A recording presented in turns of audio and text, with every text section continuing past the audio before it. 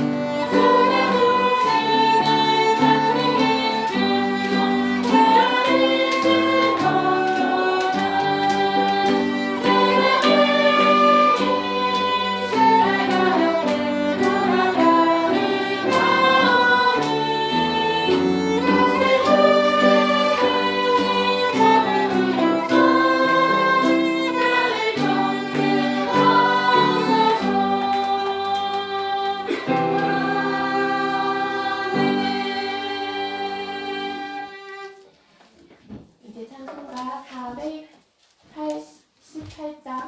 488장 이 몸의 소망 무언가 해보겠습니다. 주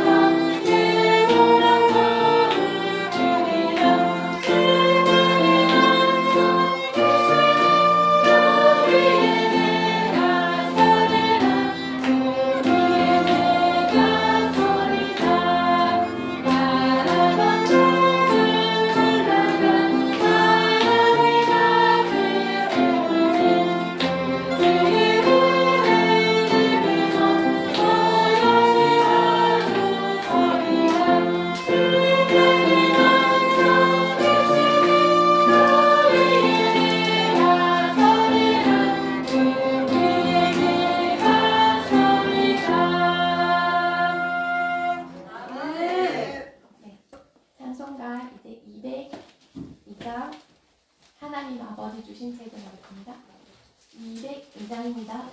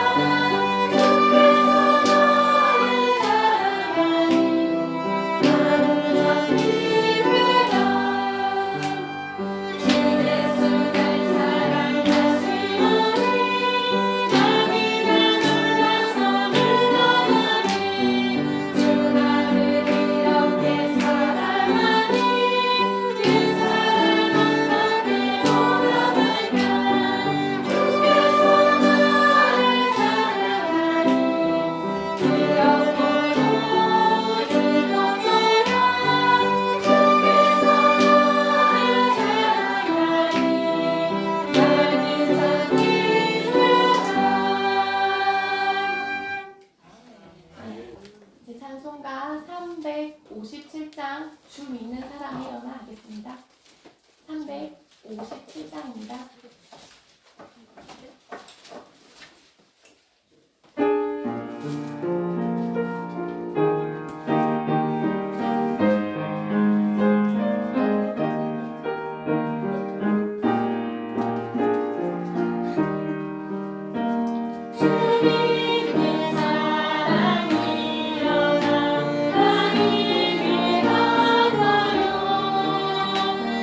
세상 모든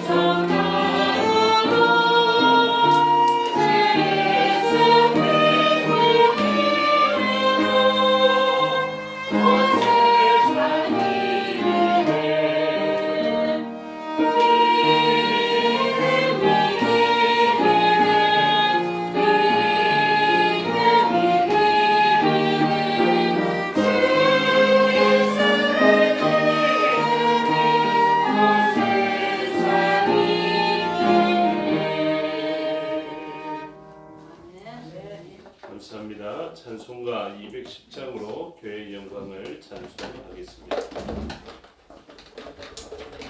잠시 광고를 드립니다. 오늘 교회 소식에는 빠져있는 광고인데 5월 23일 날 사회응급부에서 실시하는 그 신년대학 봄소풍이 있습니다. 그래서 우리 자주 놀러가는 느낌이 들지만 5월 23일 날 목요일이거든요. 시간 되시는 분들은 5월 23일 날 목요일 날 사천으로 우리가 가야 됩니다. 그 삼천포 사천 아시죠? 그 사천으로 가서 식사를 하고 예배를 하고 식사를 하고 주변 관광은 이제 교회별로 하게 되는데 그곳에 가는 시간이 예배가 11시입니다. 그래서 교회에서는 9시에는 출발해야 되니까 그렇게 하시고 5월 23일 날 다음 주에는 광고를 제가 지면을 통해서 하겠는데요. 그 일정을 좀 미리 빼놓으셔서 5월 23일 날 교회 9시까지 오시면 사천으로 가는 사회응급부 주관 봄소풍을 참석할 수 있도록 하겠습니다.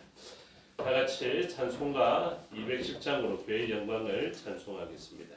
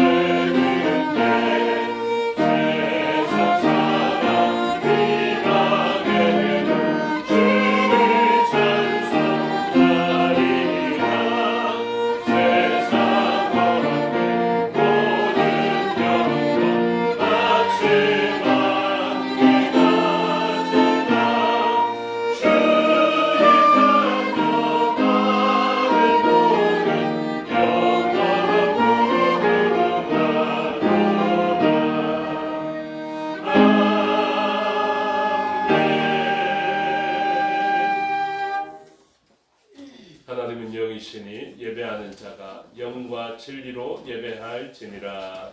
아멘.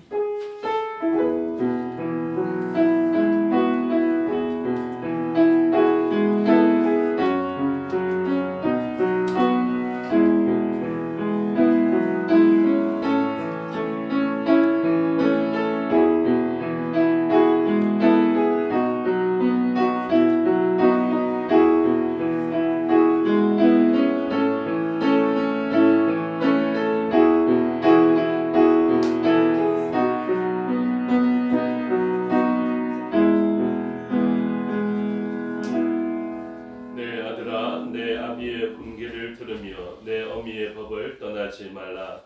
이는 내 머리에 아름다운 관이요 내 목에 금사슬이니라. 아멘. 사도신경으로 신앙을 고백하겠습니다.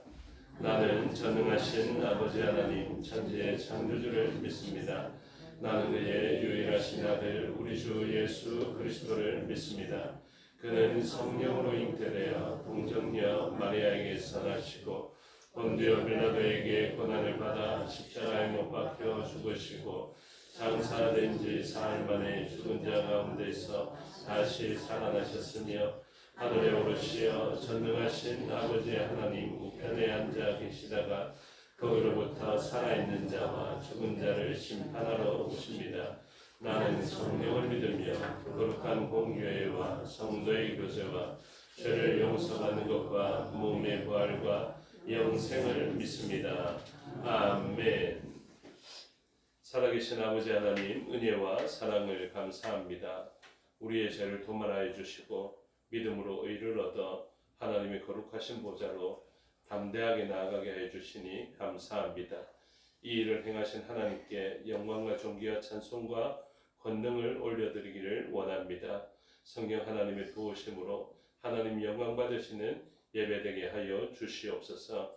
우리의 내면의 죄를 살피시는 하나님, 우리의 상한 심령을 주께서 아시겠사오니 우리의 모든 죄를 사유하여 주시옵고 오늘도 하나님의 은혜를 갈구하며 나아가는 저희들에게 하늘의 흡족한 은혜를 부어주셔서 죄인이었으나 의를 얻어 하나님의 자녀된 권세를 얻은 자가 누릴 수 있는 하늘로부터 오는 신령한 복을 받아 누리는 저희가 되게 하여 주시옵소서.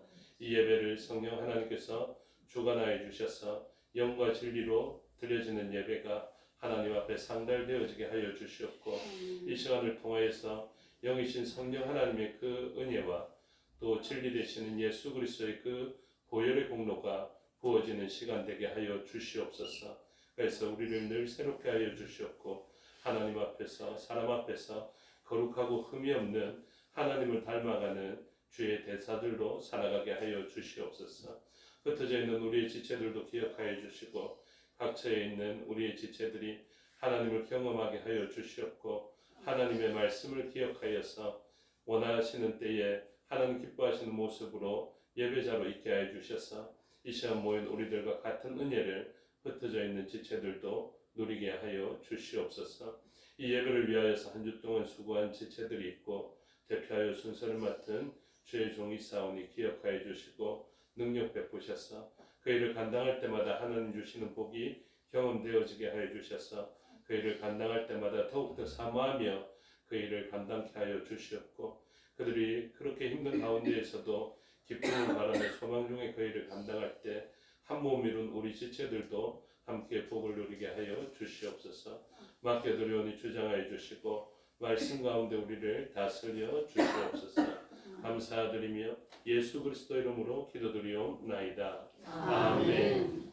모두 자리에서 일어나셔서 28장으로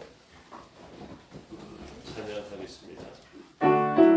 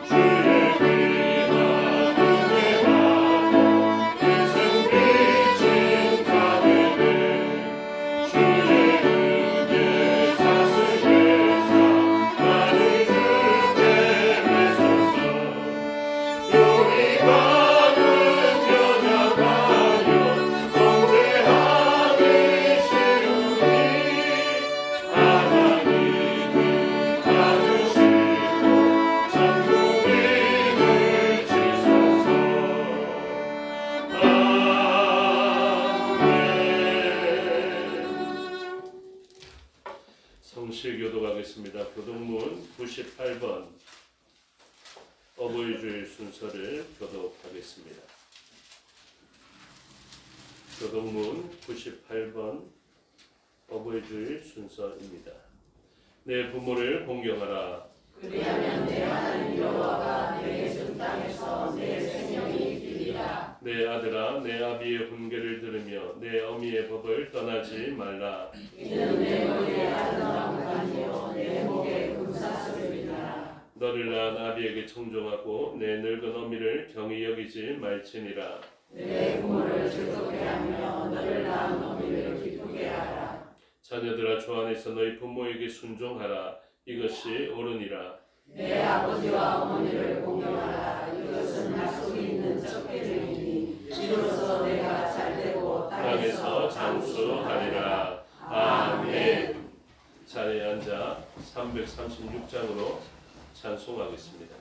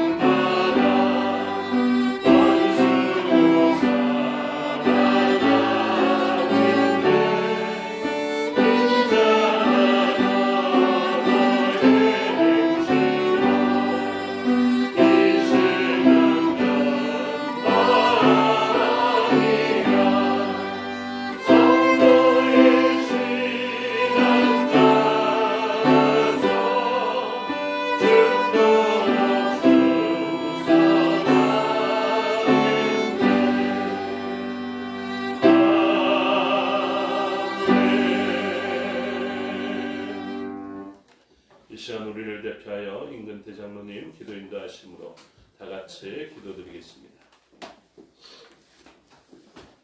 다 함께 기도하겠습니다. 사랑과 은혜가 풍성하신 하나님 아버지, 가정의 달 5월을 맞이하여 오늘 이 거룩한 주일에 주님의 거룩한 성전에 나와서 하나님 앞에 예배드리며 영광 올려드릴 수 있게 하시니 진심으로 감사를 드립니다. 긍휼이 풍성하신 주님, 지난 한 주간의 삶을 돌이켜보면 우리들 눈에 보이지는 않지만 죄로 얼룩진 저희 모습을 다시 한번 깨닫습니다. 주님의 보혈로 씻어주시고 주님의 은혜와 사랑을 담아낼 수 있게 하여 주시옵소서. 사랑의 주님, 주님이 만드신 세상으로 인하여 더욱 찬양할 수 있는 5월달이 되게 하시고 푸르름을 더해가는 자연과 같이 저희의 심령도 주님의 사랑으로 풍성히 채워 주시옵소서. 은혜 베푸시기를 절규하시는 하나님 아버지, 이 땅을 살아가면서 저희 앞에 놓인 많은 어려움을 바라보게 됩니다. 인생의 길에서 어려움이 없을 수는 없겠지만 때로는 버거워 넘어질 때가 있사오니 주님의 백성인 저희에게 늘 성령의 능력으로 무장시켜 주셔서 주님께 택함받은 자가 얼마나 확신에 찬 삶을 사는지 증거할 수 있게 하여 주시옵소서. 주님의 몸된 교회로 인하여 감사를 드립니다. 소란하기 거지없고 혼란하고 복잡한 세대 속에서 주님의 몸된 교회로 통하여 은혜를 공급받게 하시고 세상을 담대하게 살아갈 수 있는 지혜를 공급받게 하시니 청량할 수 없는 주님의 은혜에 그저 감사할 것밖에 없습니다. 이처럼 저희들과 함께 하시는 거룩한 처소를 잘 받들고 섬길 수 있는 저희 모두가 되게 하시고 교회를 통하여 일하기 원하시는 주님의 마음을 깨달아 주님의 은혜에 순종의 욕구를 충족시킬 수 있는 저희 모두가 되게 하여 주시옵소서. 내 집은 만민이 기도하는 집이라고 말씀하셨사오니 기도의 불을 끄트리지 않는 삶이 되게 하시고 주님의 전을 통한 일치된 기도 속에서 성령 충만을 체험하며 성숙을 체험할 수 있는 저희 모두가 되게 하여 주시옵소서. 오늘은 어버이 주일입니다. 내 아비의 훈계를 들으며 내 어미의 법을 떠나지 말라고 하신 하나님, 하늘에는 영혼의 아버지가 계시고 땅에서는 저희 어버이들이 계셔서 오늘의 저희들의 있음을 감사드립니다. 자녀들은 부모에게 항상 순종하고 잘 섬겨서 부모님을 기쁘게 해드릴 수 있게 하시고 부모된 저희들도 자녀들에게 부모의 본분을 다할 수 있게 하시고 먼저 신앙의 본을 보여서 자녀들이 믿음 안에서 잘 성장할 수 있도록 도와주시옵소서. 오늘도 말씀을 증거하시기 위하여 다니엘서 신목사님을 성령의 능력으로 붙드셔서 귀한 말씀을 충만히 이 시간 내려주시기를 원합니다. 이 예배를 기쁘게 헌정하여 주실 것을 간절히 믿사옵고 예수 그리스도의 이름으로 기도드립니다. 아멘.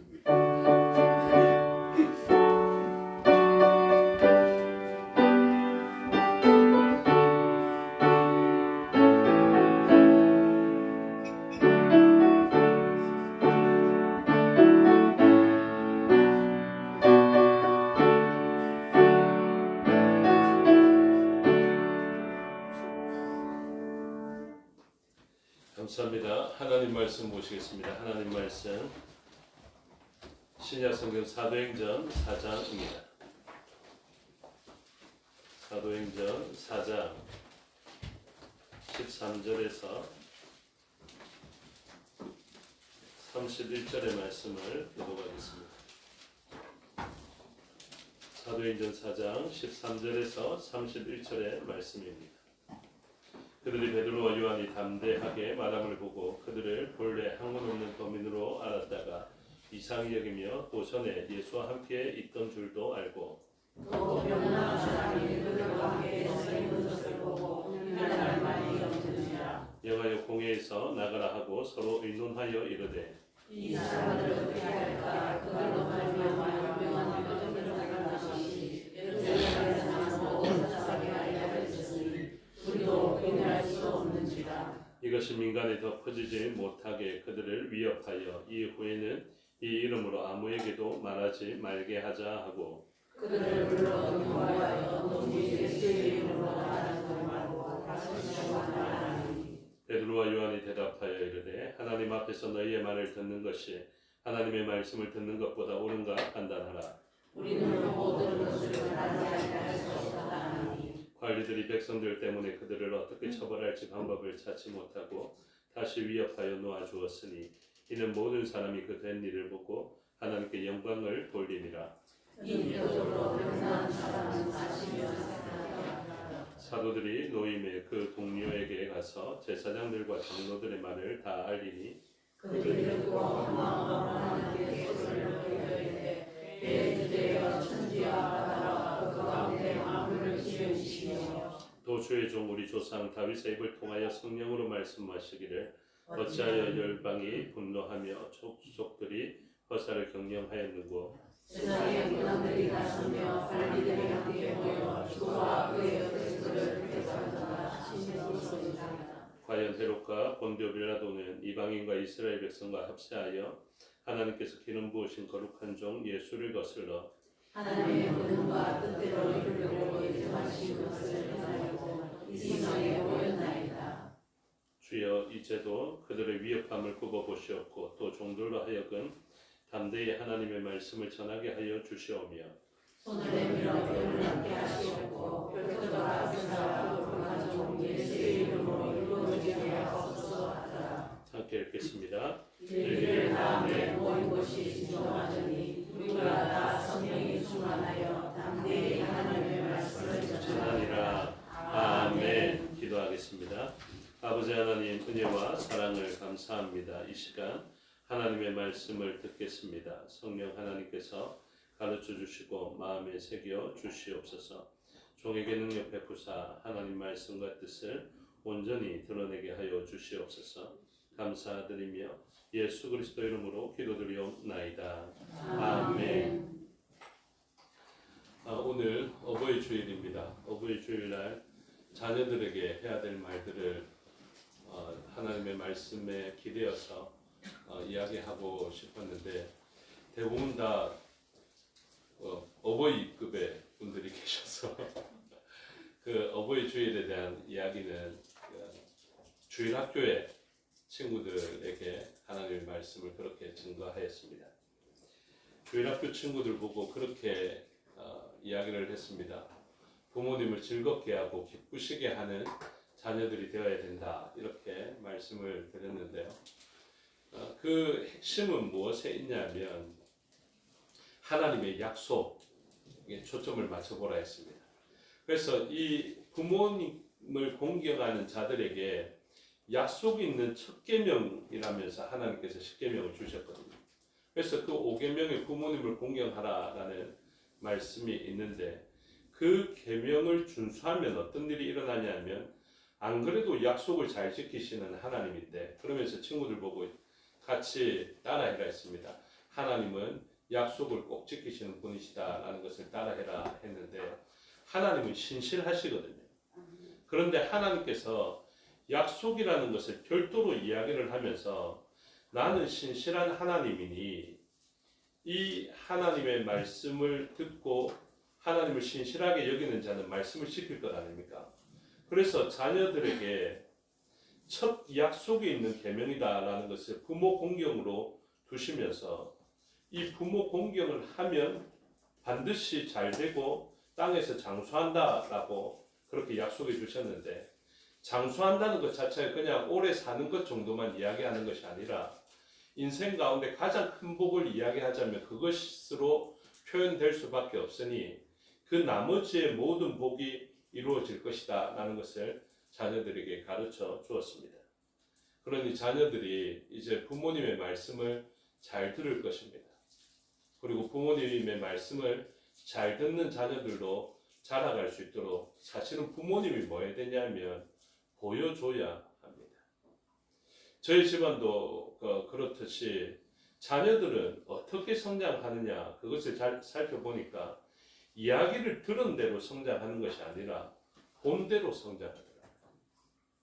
그리고 부모님이 한번 앉아봐라 내가 너희한테 성경을 가르쳐 줄게 이렇게 해서 들은 말로 성장하는 것이 아니라 부모님께서 행동으로 보여준 그 행동뿐만이 아니라 은연중에 하는 말들이 있지 않습니까?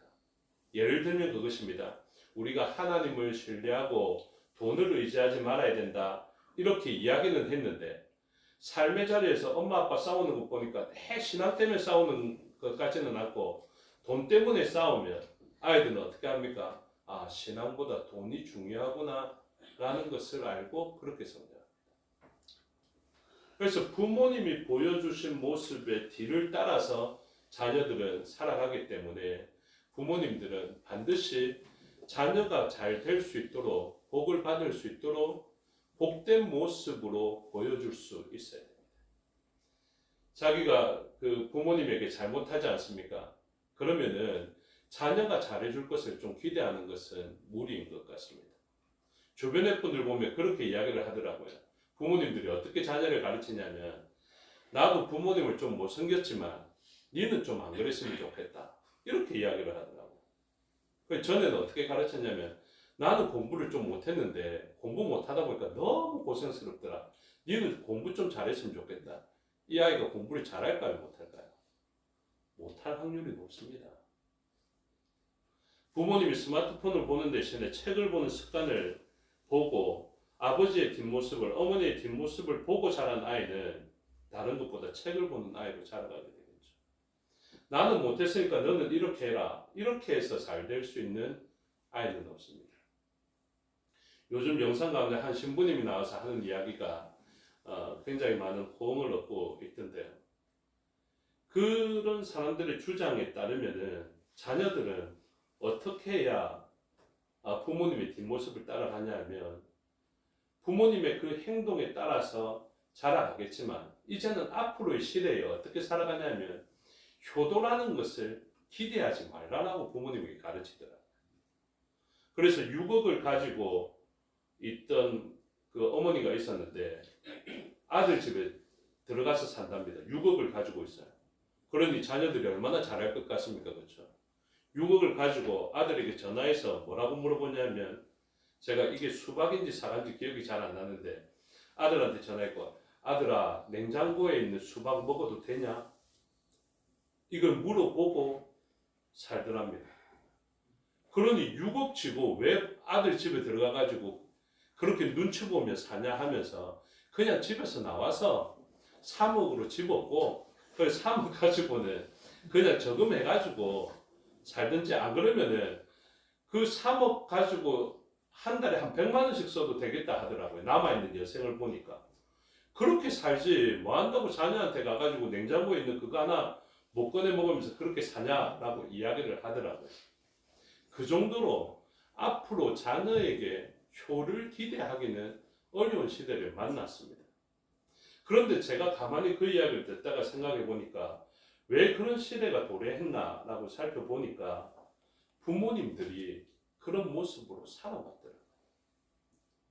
우리 부모님들의 앞선 세대의 부모님은 말 그대로 오골탑을 쌓으면서 자녀들을 위하여서 모든 것을 다 내어주는 삶을 살았습니다. 그렇죠? 그런데 그 부모님들은 자녀를 어떻게 가르쳤냐면 나는 너무 고생스럽더라. 너희들은 이렇게 살아서는 안 된다라고 가르쳤더라고요. 그런데 자녀들이 참 신기합니다. 나쁜 행동은 금방 배우는데요. 나쁜 말은 말로만 가르쳐도 쉽게 배웁니다. 그런데 자녀들이 어떻게 살아가냐면 이제 고생 안 합니다. 자녀를 위해서 고생 안 한다니까요. 자녀를 위해서 무엇인가를 결단하지 않습니다. 헌신을 결단하지 않습니다. 오직 자신만을 위해서 살아갑니다. 그렇게 살아가니 이 자녀들은 어떻게 살아갑니까? 무슨 행동으로 보여줄 본이 없거든요. 그러니 효를 기대할 수가 없습니다. 그러니까 이 앞선 세대에서 사실은 다 자기의 무덤을 파놓았다라고 보셔야 되는 것이죠. 그리고 말로서 가르쳤던 그 일, 너는 이렇게 고생하면서 자라면 안 된다. 이랬던 일들이 정말로 자기만 아는 자녀들로 자라가게 되는 것입니다. 하나님께서는 하나님의 말씀으로 자녀를 양육하시기를 원합니다. 시대 정신으로 우리가 양보해야 되는 것이 아니라 오늘이라도 자녀를 어떻게 가르쳐야 됩니까? 하나님의 말씀으로 가르쳐야 되고 오늘도 자녀들을 행동으로 못 가르쳤다 손치더라도 우리는 자녀들을 하나님의 말씀으로 너희는 나를 보고 배워야 하는 것이 아니라 하나님의 말씀을 보고 배워야 하는데 부모님을 공경해야 한다. 그래서 부모님께서 기뻐하시는 일을 하면요. 대부분 하나님께서도 기뻐하시더라고요. 부모님이 근심할 일을 하면 부모님이 걱정할 일을 말하거나 행동하게 되면요. 하나님께서도 분명히 그 일에 대해서 걱정하시는 일들로 연결되어지게 되더라고요. 그래서 믿음의 부모님을 가진 자녀들은요. 반드시 부모님의 말씀에 순종해야 됩니다. 그런데 부모님이 믿음이 없지 않습니까? 신앙이 없지 않습니까? 그러면 어떻게 해야 될 것 같습니까? 모두 다 거부해야 될 것 같습니까? 아닙니다. 하나님의 말씀과 위배되지 않는 한은 부모님의 말씀을 들어야 됩니다.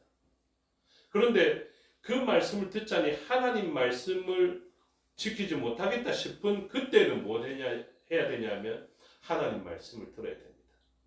이 단순한 진리와 논리로 살아가야 됩니다.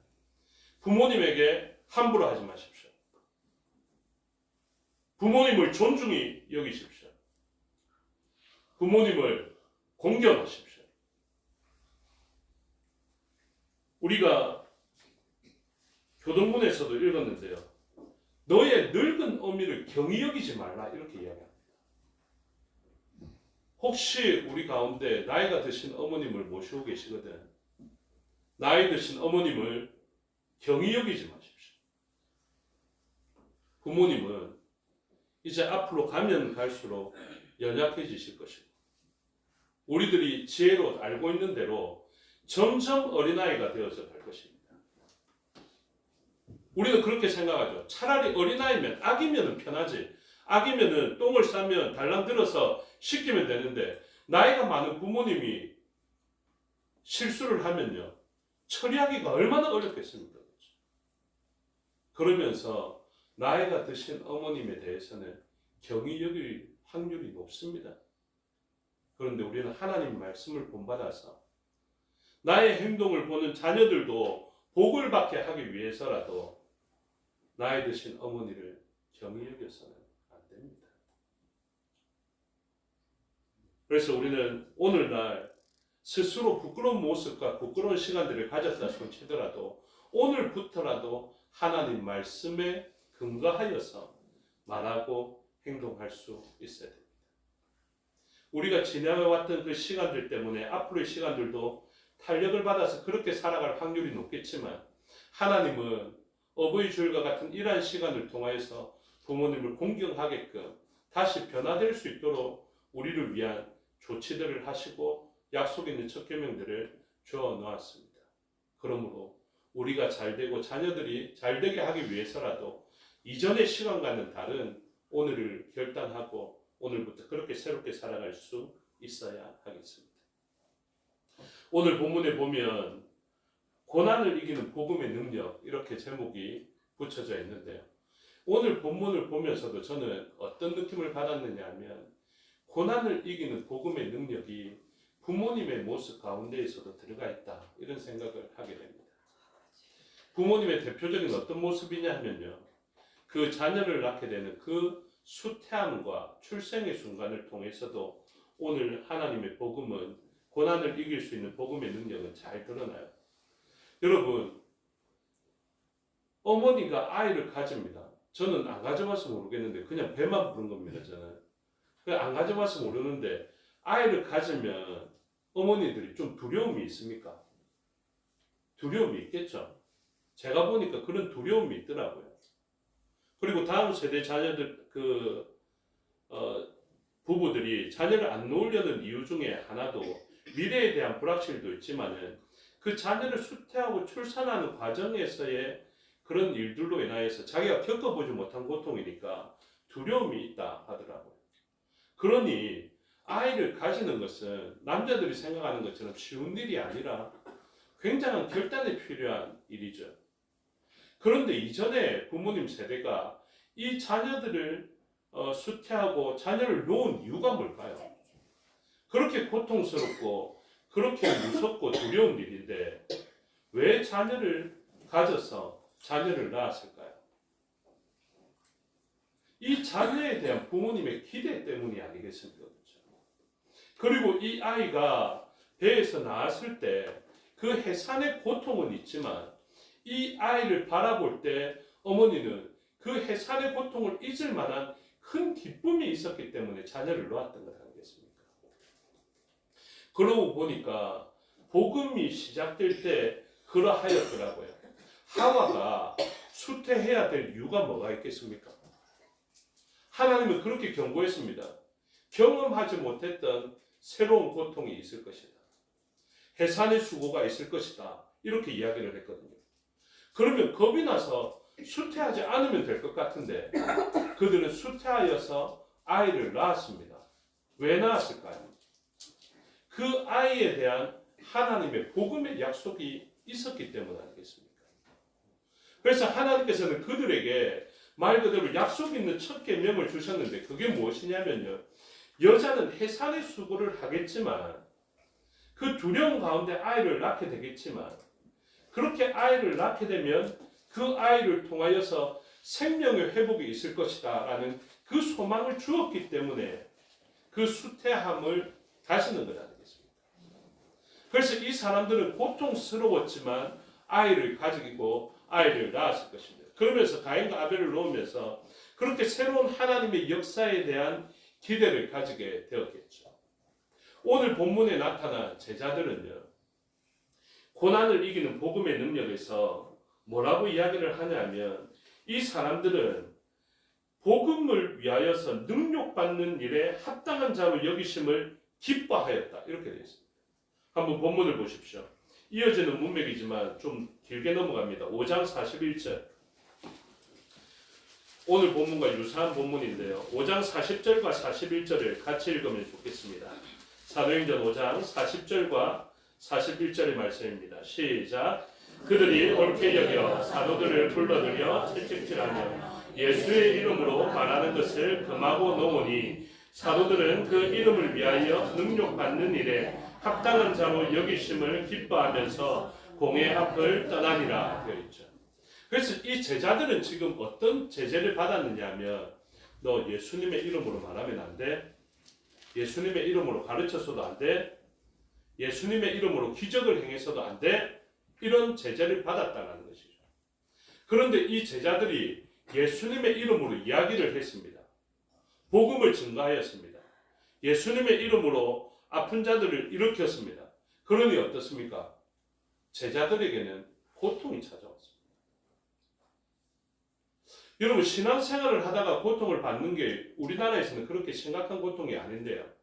이 당시만 하더라도 제자들은 사도들은 어떤 일들을 만났느냐 하면 예수 그리스도의 이름으로 복음을 증거하면 공회로부터 정죄를 당하고 그리고 그 사람들로부터 채찍질을 맞으며 아픔을 당하였다라는 것을 이야기하고 있죠. 그런데 그때 이 사람들의 반응이 어떠했냐 하면요. 사도들은 그 이름을 위하여 능욕받는 일에 합당한 자로 여기심을 기뻐하였다. 이렇게 되어 있습니다. 그래서 이 기뻐하는 일이 마치 무엇과 같냐면요. 고통받고 있지만은 고통보다 더 큰 기쁨과 만족으로 인하여서 오히려 그 고통받는 자로 합당히 여기심으로 인하여 기뻐하는 일. 그래서 여자와 같은 존재에게 해산의 고통은 정말로 아픔이지만 이 아픔으로 말미암아 예를 들어 예전에는 그런 일이 있었지 않습니까? 장손 이런 개념이 있어가지고요. 그 대대의 독자들의 집안이었는데 이 아이가 등남하였다 해서 남자아이를 낳았다라고 생각해 보십시오. 아무도 그런데 별로 감흥이 없으시네요.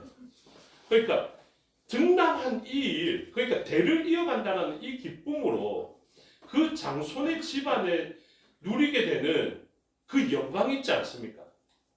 씨바지를 통해서라도 씨를 받아야 하는데 그 사람들을 통하지 않고서도 이 사람에 의해서 그 집안의 명문가의 집안의 대가 이어지는 그 기쁨 말입니다.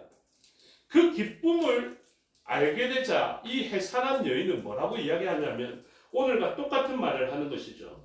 능욕받는 고통당한 일에 대해서 합당한 자로 이 역할을 맡은 자로 여김으로 인하여서 기뻐하였다. 여러분 교회 일로 말미암아 기뻐하려면요. 무엇을 알아야 되냐면 내가 감당하고 있는 이 교회 일의 영향이 어떠한 것인지를 알아야 됩니다. 제가 목사로서 기쁨을 누리려면요. 그냥 설교했다 이것에 초점이 맞춰져 있으면 제가 크게 기쁨을 못 누리겠죠. 무엇을 알아야 되겠습니까? 하나님 앞에서의 이 설교의 시간이 어떤 의미를 가질 것이며 우리의 육신뿐만 아니라 우리의 영혼에게 하나님의 말씀이 제대로 전달되어졌을 때 일어나는 그 역사에 대한 기대와 소망이 있어야만 이 일이 어떤 박해의 시간을 만나더라도 감당할 만한 일이 되지 않겠습니까? 온 나라가 예배를 방해하더라도 예배드리면 안 된다고 목사가 차별금지법으로 지금 만약에 통과되었는데 그것으로 만약에 설교하게 되면 목사를 감옥에 가두는 일이 있다 손치더라도 목사가 그 동성애에 대해서 반대하는 입장을 드러낼 때 이 목사가 기쁨을 누리려면 무엇을 알아야 되겠습니까? 하나님 말씀을 제대로 증거하였을 때 얻게 되는 그 놀라운 영향을 알아야만 자기가 앞으로 고난당할 일들에 대해서 기쁨으로 감당할 수 있지 않겠습니까? 여러분, 교회를 하다가 힘들어지고 나 이제 더 이상 못하겠다 싶은 일이 생길 때 말입니다. 무엇을 점검해야 되는지 아십니까? 내가 지금 하고 있는 이 일이 하나님 나라와 하나님 앞에서 어떤 의미를 가지는 것인지 이것을 살펴봐야 돼요. 예전에 아이를 2명 가졌는데 그 사람에게 나타나서 하나님께서 뭐라 하셨느냐면요. 야, 너 이제 쌍둥이다. 이러고 끝나지 않으시더라고요. 뭐라고 이야기하셨느냐면 두 민족이 너의 태중이다. 여러분, 에서와 야곱이 쌍태가 되어서 배 안에 있을 때 하나님께서는 어떤 말씀을 주셨느냐면 두 민족이 너의 복중에 있다. 여러분, 우리 자녀들 말입니다.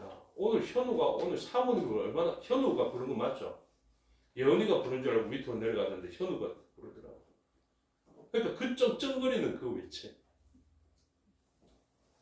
여러분, 그 아이를 보면서 그런 기대와 소망이 있습니까? 새소식반 헌신하시는 분들 계시거든요. 그분들이 아이들 만나면요, 진짜 시험에 들 아이들이 많다니까요. 제가 놀라운 이야기를 들었는데요. 재밌는 이야기를 좀 해드릴게요. 우리 새소식반에 한 아이가 와갖고 완전히 분위기를 헤집어 놓고 막 난리를 치는 아이가 있어요. 문제의 소지가 되는 아이. 진짜 쟤는 좀 안 왔으면 좋겠다 싶은 그런 아이가 있거든요. 그 아이 이름이 뭔지 아십니까? 김겸손. 겸손이라는 이름을 가졌는데 하나도 안 겸손한 아이가 와가지고 애를 먹었다 하더라고요. 새소식반에서. 그럼에도 불구하고 이 아이를 어떻게 합니까? 문제의 소지 없이 크게 다독거려가지고 근데 막 다퉈가지고 얼굴에 생채기도 나고 그래서 막 염려가 되고 걱정이 되고 그런 시간들을 보냈거든요. 근데 알고 보니까 그 아이가 누구였냐면 문현제일교회죠. 저게 문현제일교회 목사님 아들이었대요. 네, 부목사님 아들, 담임 목사님 말고. 그래가지고 목사님 아들이 그래서 되나 해서 이야기가 나왔다고 하는데 그것보다 더 중요한 게 뭔지 아십니까? 그 부목사님이 누구냐 하면 성흥교회, 우리 재건 성흥교회 김경호 장로님의 아들. 그분이 지금 보신청에서 사역하고 있거든요. 그러니까 그분 아들이 우리 교회 새소식반에 와가지고 같이 막 모여가지고 복음 듣고 찬양하고 이러는데 완전 막 진짜 자기 마음대로 놀았다라는 것입니다. 그런데 그런 아이들을 보면서도 새소식반을 그 속이 터져가면서 걱정하면서 금요일날 교회 문을 열고 지나가는 아이들에게 아이들 진짜 말 안 듣거든요. 어른들한테 복음 전가하는 것보다 훨씬 더 어려워요. 그럼에도 불구하고 그 일을 하는 이유가 뭔지 아십니까? 그 일을 하다가 받게 되는 이 아이들의 미래가 보여지기 시작하고 더 놀랍게 아이들의 변화가 보이기 시작해요. 아이 엄마가 제가 뭐 요즘 선물도 못 주지만 제 선물에 그렇게 기뻐하지 않거든요. 근데 아이 엄마가 뭘 기뻐하는지 아십니까? 처음에 와가지고 새소식반에 그렇게 말 안 듣던 아이가 오늘 내 먹으라고 과자 하나 주더라고요. 그거 하나 붙들고 좋아가지고 제가 예전에 그랬잖아요. 젊은 여자들 왜 좋아하냐고 그 감동 때문에 그 좋아한다 했는데 진짜 그런 표정으로 그 일을 기뻐하다. 그러니 여러분, 우리가 사역하고 있는 일들을 표면적으로만 봐서는 우리가 채찍맞으면 한 대만 맞고도 피할 것입니다. 그렇죠? 그런데 사도 바울은 어떻습니까? 40의 감한매를 몇 번이나 맞았다. 파선의 위기를 넘겼다고요. 죽을 위기를 몇 번이나 넘겼다고. 그게 반복되면 반복될수록 무엇을 증명하는 것입니까? 자기가 하는 일에 열매가 얼마나 엄청났을까? 얼마나 엄청났으면 그렇게 아파도 그 능력받는 일에 자기가 합당한 자로 여김을 기뻐하면서 살았을까? 여러분, 우리가 물질로만 돕는 선교의 사역을 감당하다 보니까 진짜 선교하면서 일어나는 변화들을 잘 목도하지 못할 때가 많거든요. 그런데 진짜 아이들한테 복음 증가하다 보면 선교 이상입니다. 그렇죠? 언어가 통해야 말이죠. 마음이 통해야 말이죠. 안 통하는데도 그 선교 일들을 감당합니다. 근데 그 일들을 할 때 일어나게 되는 그 변화들입니다. 제가 교사분들에게 잘해야 된다. 정말 작은 것이라도 해드려야 된다고 생각하는 이유가, 저 웬만하면 칭찬하고 이러는 거 안 좋아하지 않습니까? 그렇죠? 근데 교사분들의 수고에 대해서 진짜 우리가 귀하게 여겨야 되는 이유가 무엇이냐면 그 미래적 소망 때문에 그렇습니다. 그래서 오늘 본문에 보면 이 제자들이 왜 이렇게 아픔의 일들이 경험되어짐에도 불구하고 채찍을 맞아가면서까지 주의 일을 하고 있는지 우리가 그 이유를 찾아야 돼요. 그래서 오늘 본문에 보시면요, 경고하고 위협하면서 예수의 이름으로 말하지도 말고 가르치지도 말라고 4장 18절에서 이야기했는데 4장 29절부터 30절에 보니까 제자들은 뭐라고 이야기하냐면, 주여 이제도 그들의 위협함을 굽어보시옵고 또 종들로 하여금 담대히 하나님의 말씀을 전하게 하여 주시옵소서. 여러분, 이게 소원입니까? 이게 저희들의 기도의 제목이냐? 이게 우리의 소원이냐고요? 이게 목사 혼자의 소원으로 끝나야 될 일이냐? 저도 다른 소원을 가지고 기도할 때 다른 저의 니즈를 요청할 때가 많았는데 제가 오늘 본문 보면서 진짜 많이 회개가 돼요.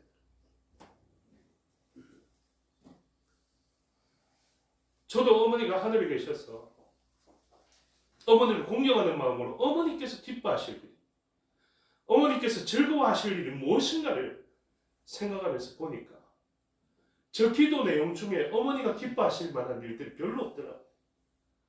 그런데 제가 만일 이런 기도를 드렸다라고 생각해 보십시오. 주여 이제도 그들의 위협함을 굽어보셨고, 위협은 있지만 또 저로 하여금 종들로 하여금 담대히 하나님의 말씀을 전하게 하여 주시오며 얼마나 기뻐하실까요? 그렇죠? 제 어머니가 기뻐하고 하나님이 기뻐하시는 저의 기도의 제목은 이것이어야 하지 않겠습니까? 그렇죠? 이후에 보니까 30절에 손을 내밀어 병을 낫게 하시옵고 표적과 기사가 거룩한 종 예수의 이름으로 이루어지게 하옵소서. 이게 우리의 기도의 제목. 이 자기를 위한 게 뭐가 있습니까? 그렇죠? 세상의 회복을 위하여서, 다른 사람을 위하여서, 예수님이 이곳에 계시면 저 사람들이 행하고 싶어 하실 그 일들을 말씀으로 표적과 기사로 나타내게 됩니다. 그러니 부모님 기뻐하시는 대로 살아가면요, 하나님 기뻐하시는 것이 분명하다 싶더라고요.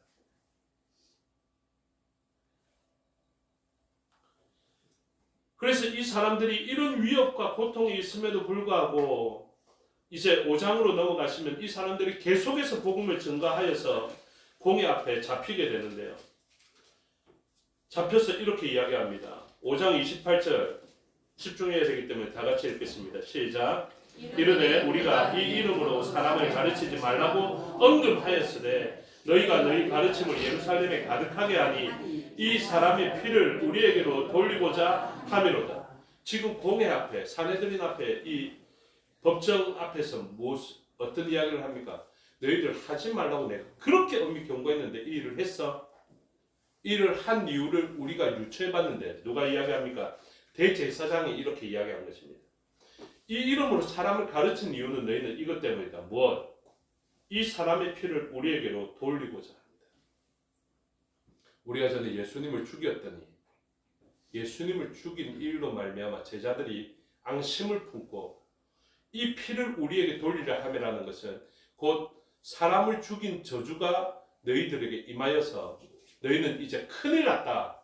이제 너희들 다 죽었다. 이것을 나타내기 위해서 제자들이 여전히 위협 가운데에서도 저항하였다는 것입니다. 마치 어떤 시대처럼요. 일제강점기 시대에 독립운동 하지 말라고 했는데 계속 독립운동 하는 것은 일본이 제압하고 있는 이 나라에 대해서 일본에 항거하기 위함이다. 이런 뜻이겠죠. 여러분 이게 맞는 것 같습니까? 아니었습니다. 제자들이 그렇게 피를 흘리면서도 아파하면서도 복음을 증거한 이유를 5장에서 이야기하는데요. 그게 무엇이냐면 31절 보십시오. 30절과 31절 같이 읽겠습니다. 5장 시작. 너희가 나무에 달아 죽인 예수를 우리 조상의 하나님이 살리시고 이스라엘에게 회개함과 죄 사함을 주시려고 그를 오른손으로 높이사 임금과 구주로 삼으셨느니라. 아멘. 여러분 저와 여러분들 그 시대의 사도들과 제자들이 그렇게 아파하고 힘들어하면서도 주의 일을 한 이유가 무엇이냐면요. 그들을 피를 흘린 죄를 물어서 죄 가운데서 멸망하게 하려고 그 일을 하는 것이 아닙니다. 교회와 제자들의 사역은요. 살려내기 위해서 하는 것입니다. 그래서 이렇게 이야기하죠. 너희가 나무에 달아 죽인 예수 맞습니다. 그들이 나무에 달아 죽였습니다. 그런데 어떻다고요? 예수님을 죽였기 때문에 내가 죽는 한이 있어도 내가 분신하는 일이 있어도 너희에게 저주를 퍼붓겠어. 이것 하는 게 아니라 그 예수님은 하나님께서 살리셨다. 이렇게. 그러니 내가 감정 가질 필요가 없다. 왜? 예수님은 살아계시니까. 그런데 이렇게 된 이유, 그리고 내가 이렇게 헌신하고 섬기고 교회 와서 청소하고 수고하고 복음 증거한다고 수고하고 전도하면서 안면이 좀 부끄러운 일을 당하고 이렇게 하는 이유가 무엇이냐 하면 이스라엘에게, 그러니까 하나님의 택한 백성들에게 회개함과 죄사함을 주시려고 해요. 죄사함을 주시려고. 그들은 엄청난 죄를 지었습니다. 그렇죠? 이후에 홀로코스트의 그 역사들이 그 이스라엘의 죄로 인한 것이다라고 해석하는 사람들도 많지 않습니까? 그 이상으로 그 사람들은 그 책임과 그 피를 자기에게 돌려라 하면 감당하지 못할 어려움을 만나게 돼 있어요. 그런데 제자들이 이 어려움이 있음에도 불구하고 사역해야 되는 이유가 무엇이냐면 그들을 죄사하기 위해서. 예수님의 이름으로 증거하지 말라 했는데 예수님의 이름으로 증거하는 이유가 무엇입니까? 예수님의 이름이 그들의 죄를 사하여 주시는 권능이 있으니까요. 그들의 죄 가운데서 멸망하시는 심판주의 이름이 아니라 그들이 죄를 범하였음에도 불구하고 구원하는 이름의 능력이 예수라는 이름에 있기 때문에 예수라는 이름을 말하면 채찍질 당하고 죽는다는 위협을 받으면서도 엄히 경고함을 받았음에도 불구하고 사역하고 있는 것 아닙니까? 그래서 그 사도들의 사역의 이해가 오늘날까지 우리에게 이해되어져야 합니다. 그래서 우리들의 성경과 헌신도 마찬가지입니다. 우리가 옆 사람이 하든지 말든지 주님께서 그러시잖아요. 너 베드로가 어떻게 하든지 신경 쓰지 말고 요한이 어떻게 하든지 신경 쓰지 말고 다른 제자들이 어떠하든지 그거 신경 쓰지 말고 너에게 맡겨진 사명을 감당해. 여러분 다른 사람 보고 네 그 정도 위협에도 넘어져서 되겠나? 이렇게 할 필요 없습니다. 그 사람의 몫이고 그냥 저 개인이 해야 될 일이 무엇입니까? 다른 사람이 어떠하든지 간에 나는 하나님 앞에서의 내 일을 온전히 해석하여서 그 사람들을 살려내기 위한 죄사함의 능력의 이름 예수 그리스도의 이름을 증거하는 일이 우리에게는 필요하다. 그래서 회개함과 죄사함을 주시려고 예수님을 오른손으로 높이사 무엇과 무엇으로 임금과 구주로 삼으셨는데 이 구주 구원하다라는 말씀 아시죠? 소테리아 구원하다라는 표현입니다. 그래서 멸망자가 아니라 구원자로서 계시는 것이고 그리고 이분이 어떻게 하신다고요? 임금으로 표현되어져 있는데 이 임금은 어떤 것에 어원을 주냐면 아르케라는 것에 어원이 있습니다. 이게 아르케가 어떤 표현이냐면 구약적 표현으로는 태초에라는 표현. 그래서 지금 예수님의 변화를 이야기하는데요. 죄사함의 권능을 가지신 예수 그리스도는 어떤 분이시냐면 구원을 위한 구주가 될 뿐만 아니라 이 다른 그 번역본에 보면 임금이라는 이 표현을 지도자 이렇게도 표현했거든요. 어떤 지도자냐면 태초의 창조주이시다 이런 표현. 그래서 이 아르케라는 용어를 쓰면서 지금 예수님의 맡기신 복음을 증거할 수밖에 없었는데 증거하는 이유 첫 번째 너희들을 살리는 죄사함의 능력이 바로 그분의 이름에 있기 때문이고 두 번째 이분은 창조주이시다. 이게 왜 필요하겠습니까? 이분이 창조하지 않으시면 이 사람들은 마땅히 피가 돌려져서 죽어져야 될 사람. 새로운 창조에 들어가지 못하고 마땅히 죽어야 할 사람들인데 이 사람들에게는 무엇이 일어났다는 것입니까? 예수님으로 말미암아 새로운 창조가 일어나게 될 것이다. 그래서 너희들은 예수님을 나무에 달아 죽인 존재들이지만 예수님의 그 구원하심과 제사함의 능력으로 말미암아 너희들은 새 창조로 들어갈 것이다. 그래서 이 사람들을 뭐라고 부른다고요? 새로운 피조물이라고. 그래서 어제까지 어떤 사람, 지금까지도 이 제자들에게 채찍질하면서 엄히 경고하는 이 사람들이 예수님을 죽이고 그 죄를 감당하지 못할 사람으로 살아가고 있는 이 사람들인데 예수님의 원수와 같은 이 사람들이었는데 예수님의 새로운 창조에 의해서 예수님의 이름을 제자들에게 맡겨주시고 제자들은 그 말을 숨겨놓지 못하고 드러냄을 통하여서 그들의 죄를 사하여 주시고 그들의 구원자로 세우시며 그들을 위한 새로운 창조주로서 그들을 새롭게 만들어 가시는 분으로 이야기하고 있는 것이죠. 여러분 이 일을 어찌 안 하겠습니까? 여러분 전도에 대한 우리의 마음을 잘 못 가질 때가 많습니다. 우리의 전도의 능력을 보니까 사람들로부터 좀 칭찬받고 인정받는 사람이니까 우리 교회 오면 좀 좋겠고 저 사람 인격을 좀 보니까 우리 교회에 좀 문제가 있지만 그래도 들어오면 나름대로 인내도 잘하고 온유해서 잘 극복해서 좀 세월이 지나가다 보면 사람들의 속내도 알게 되고 그러면 이해해서 잘 있겠다. 이런 사람들을 전도 대상자로 삼으려고 합니다. 근데 여러분 전도되어져서 그 사람이 오면요. 오늘 이 제자들을 채찍질하면서 위협하고 경고하는 사람도 바뀌게 되는 능력이 있습니다. 그게 교회의 능력입니다. 어제까지 이 사람이 아무리 나빴더라도요. 하룻밤 사이에 안 그러면 하룻밤이 되기도 전에 한 호흡 사이에 이 사람을 생명을 거둬갈 수 있을 뿐만 아니라 새 마음을 주실 수 있는 능력이 어디에 있습니까? 예수 그리스도의 이름에 있는 줄 믿으시기 바랍니다. 우리가 증거하는 우리가 사역하는 이유가 바로 거기에 있습니다. 우리가 새 소식 받는 이유도 바로 거기에 있습니다. 오늘까지는 이 아이가 진짜 안 겸손한 겸손으로 있습니다.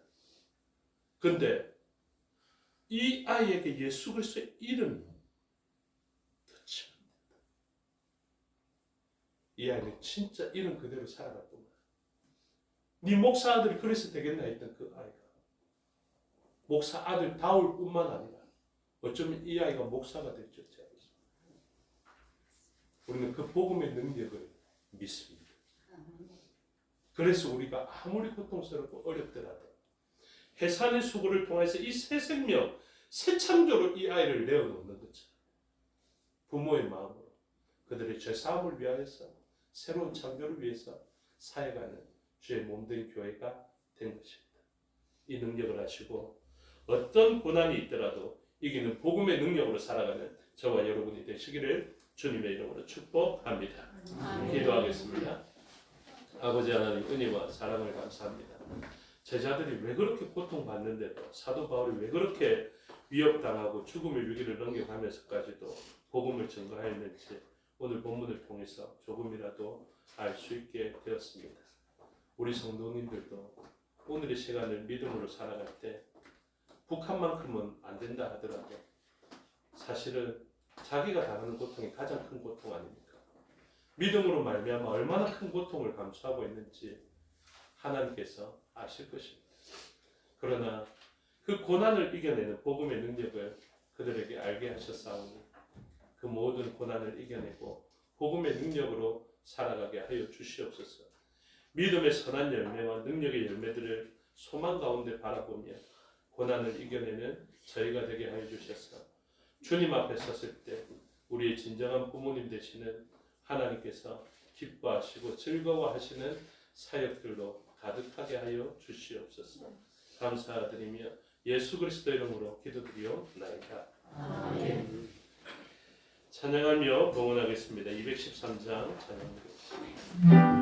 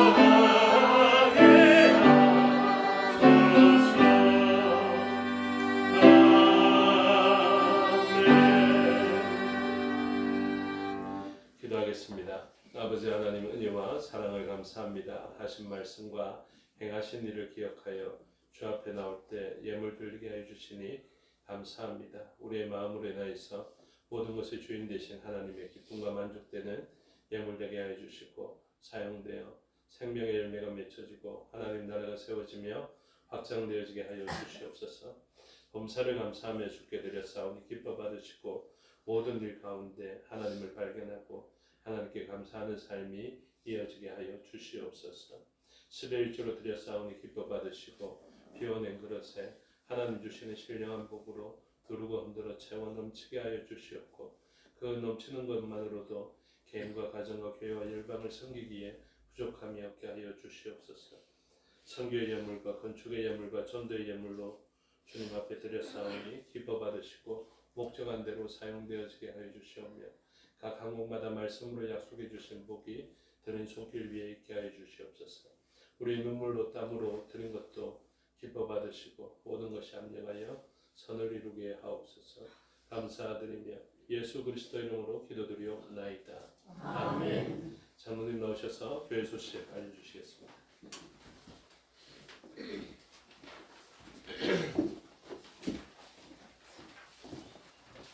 감사합니다. 교회 소식 전하겠습니다. 환영합니다. 교회를 찾아주신 여러분을 진심으로 환영합니다. 오늘은 어버이 주일입니다. 약속이 있는 첫 계명의 준수로 복의 전수가 이루어지기를 기원합니다. 오늘 오후 예배 후에는 정기 재직교로 모이겠습니다. 정기회 서두에서부터 서요리 문다 영상 강의 부학기가 3월 5일 화요일부터 6월 4일 화요일까지 재원성린교회 밴드에서 있습니다. 매주 한 강의씩 수강하시기를 바랍니다. 재원 샘손능교회 이전 감사 예배가 5월 19일 수요일입니다. 오전 11시에 재원 샘손능교회 본당에서 있습니다. 영남로에 소속 재현 아름다운 교회 임직감사 예배가 5월 18일 토요일 오전 11시에 재현 아름다운 교회에서 있습니다. 임직자는 참고하시기 바랍니다. 총회 교회 교육주일이 5월 19일 주일입니다. 5월 셋째 주일 19일은 총회에서 정한 총회 교육주일입니다. 총회 교육주일의 시행을 결의한 것은 전 총회 전 교회와 성도들이 교환의 미래인 다음 세대를 신앙으로 양육하는 사역에 함께 협력하고 기도하기 위함입니다. 서울로의 소속 재건 부평교회 헌당식 및 임직식이 6월 6일 목요일 오전 11시에 재건 부평교회에서 있습니다. 임직자는 참고하시기 바랍니다. 요양과 일원적인 성도님, 감명하는 성도님들 위해서 기도해 주시기 바랍니다. 이상입니다. 예, 감사합니다. 오늘 어버이 주일이라서 교회에서 작은아마 우리의 마음을 표현하기 위하여서 선물을 좀 준비했습니다. 남자 대표로 김진학 집사님이 앞으로 나와주시고 여자 대표로 김하자 성도님이 나오시면 좋겠는데 나올 수 있겠죠? 이게 남자 거죠? 네. 남자라고 좀 박수로 예 공감을 이루어 주시기 바랍니다. 예, 김하자 성도님 제가 가야 되죠? 모델을 하겠다고 해서 안 그래도 부끄러운데 아니 대표로 받으시는 아이고 겁니다. 부끄러워서 아이고.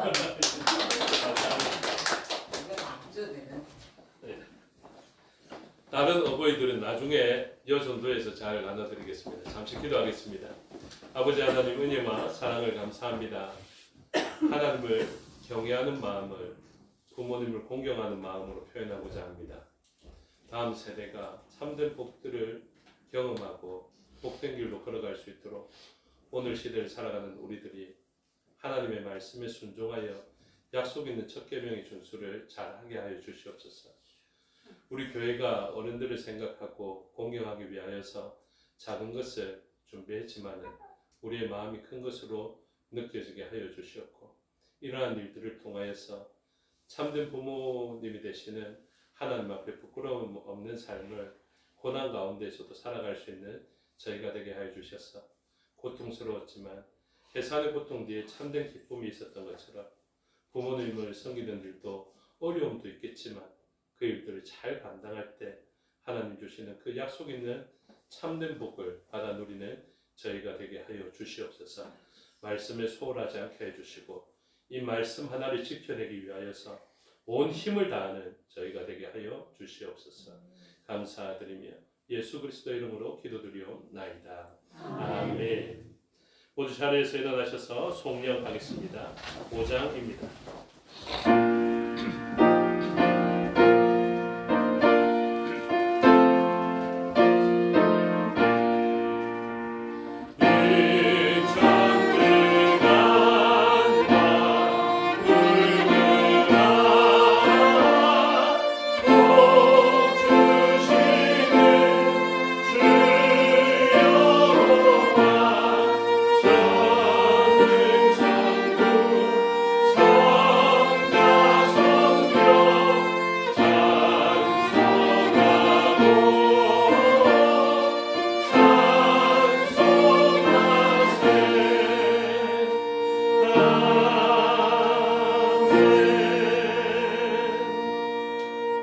축도하겠습니다.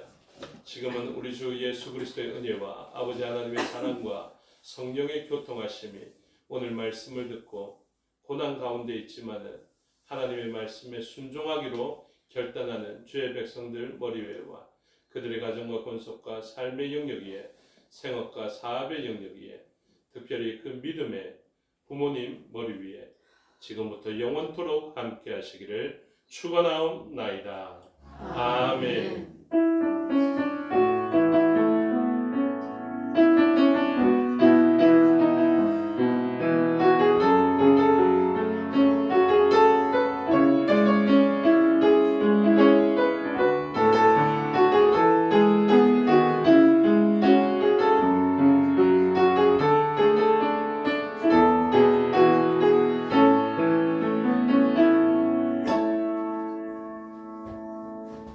감사합니다. 주일 오전 예배 순서를 마치겠습니다. 현재 시간 5분이고요.